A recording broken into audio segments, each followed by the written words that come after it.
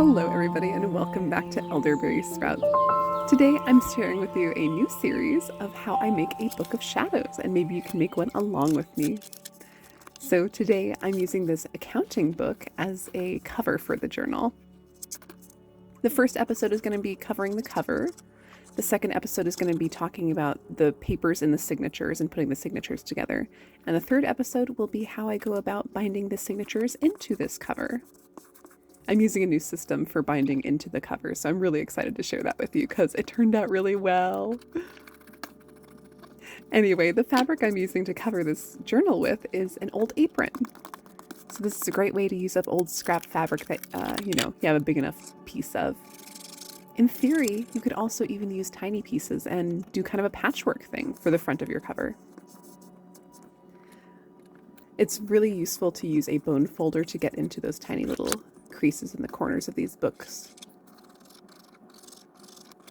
The glue that I'm using in this little tube is called Art Glitter Glue. I didn't know it existed until Vervain Hellsdaughter talked about it, and I got some, and oh my gosh, it's amazing. So definitely suggest using that glue. Yeah, this is a pretty linty type apron, so I had to lint roll it quite a few times. And here I'm just doubling up on my glue because I didn't put enough in the first time. So, and I know I called this a book of shadows, but this is actually my book of reflection. I used to have a system where, I think I shared it on the channel, I'll actually put the video up here. And I used to have a system, I really liked it, but I got really inspired to add more scrappy papers into it. And I think it will be a lot more fun and pretty if I go about doing it in a junk journal style. So I'm now going to have my book of reflections, also known as a book of shadows, be a junk journal style one. And here you can see I just trimmed all of the fabric around the edges, notched out the corners. And I like to glue the very tips of the corners down first and then overlap the fabric on. That way it makes it kind of tidier on the corners there.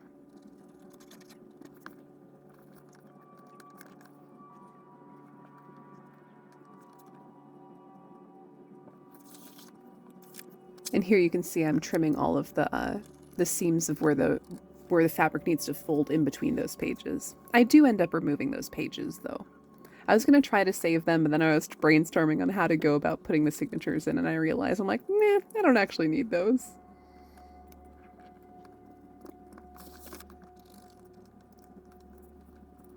But yeah, I'm really excited with how this one's turning out. Just cleaning up some of these internal pieces there. And here's where I decided to take these pages out. Because also the yellow color on that paper is so beautiful, so I still have some of it that I can use, and I can even use it in this same book too, just in different parts. I could turn them into journal tags or all sorts of different things. But here I'm just cleaning up the overlap there. And we've got it covered. Now I'm figuring out what I want to have be the inside lining paper of the covers. I've been doing jelly printing. I think I was telling you guys about that a little bit. And this is one of my favorite prints that I did, so I wanted to throw this on the inside covers of this book. I particularly like that top part where you can really see the lace. There's like a placemat that I used to kind of create that relief pattern. Yeah, here you go. There's that placemat I used. And I really like how that turned out on the top corner there.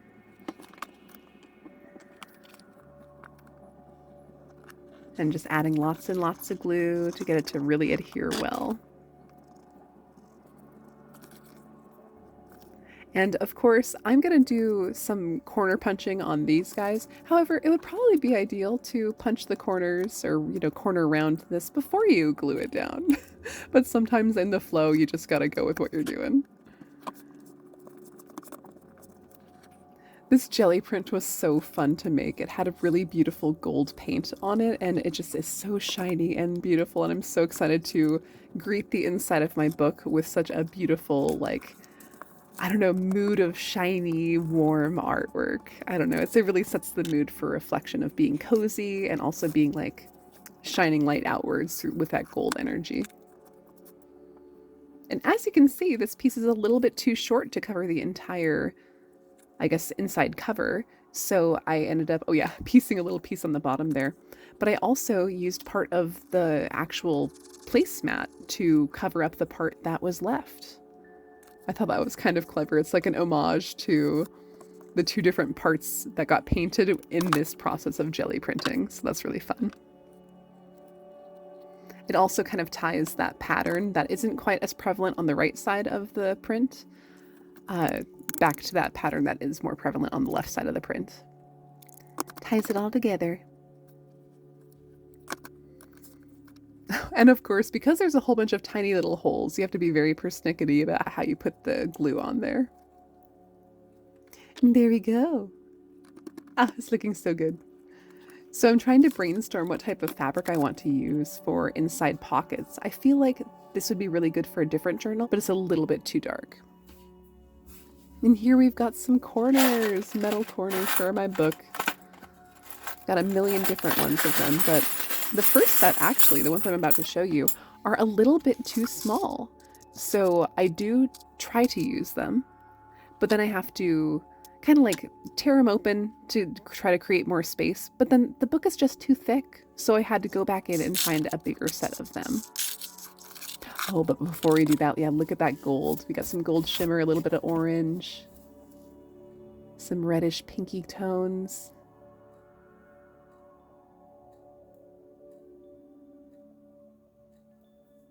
Yeah, there's that other side. Oh, I just love this so much. It's those little things of like, when you're creative, sometimes there's certain things that call to you. And like, this is a color palette that I absolutely love. It's so warm and cozy. Oh, and here's the pliers that I use to put the corners on. I really like that particular set of pliers because it's really flat. So you're able to apply pressure not just on one spot, making big dents in the metal corners. It's more evenly spread out over a wider, I guess, distance. So you leave less dings in your metal corners if you use those. But of course, it's ideal to use the right size corners to begin with. So here, let's dig through and find some more.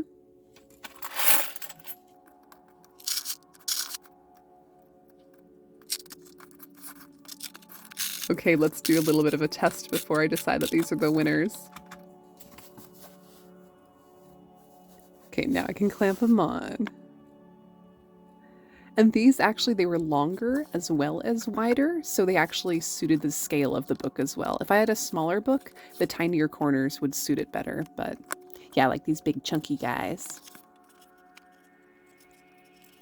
And these were all just from a set I had purchased online a couple of years ago. It's actually the same set from pretty much all the corners you've seen on my channel. They're all from the same set.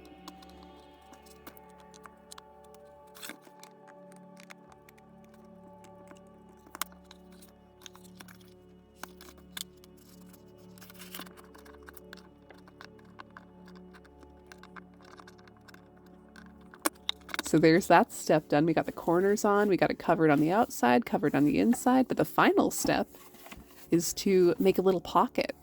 Because I always have to have some type of like scrap papers in the front and in the back.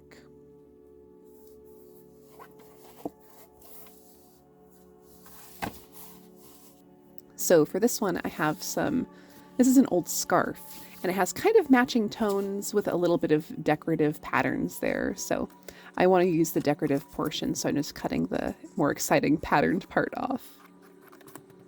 And I think it's a suitable little pocket there.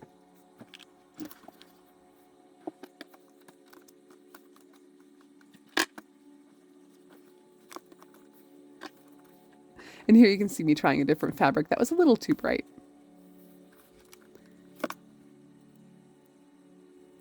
And if you like ironing, you can also choose to just iron this. Me, on the other hand, I figured, if I stretch it enough, it'll be straight enough. So here I'm just choosing the part of the pattern I actually want to have. And I don't like my pockets being too deep because I do oftentimes have a whole bunch of tiny little pieces of paper to stick in. So I wouldn't say more than a couple of inches is, yeah, more than a couple inches might be too big for a front pocket. Here I'm just anchoring the left side and then anchoring the bottom and then eventually anchoring the right. I do like this scarf. It has a similar tones. They're a little bit more muted, but I like that there's like a spirally kind of almost paisley motif going on. So I feel like it ties really well in with the pattern of the gel print behind it. And of course, you don't have to use one piece of fabric for the entire span of the book. That's just what I'm doing here. But you can do two, you can use fabric for this, you can use paper for this, and have two separate pockets, one on each side. There's a whole bunch of different ways to do this, but this was just what I had on hand, honestly, within arm's reach. So this is what I opted for this time.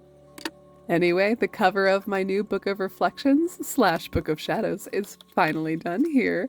I hope I'll see you guys in the next installment of Make a Book of Shadows with me.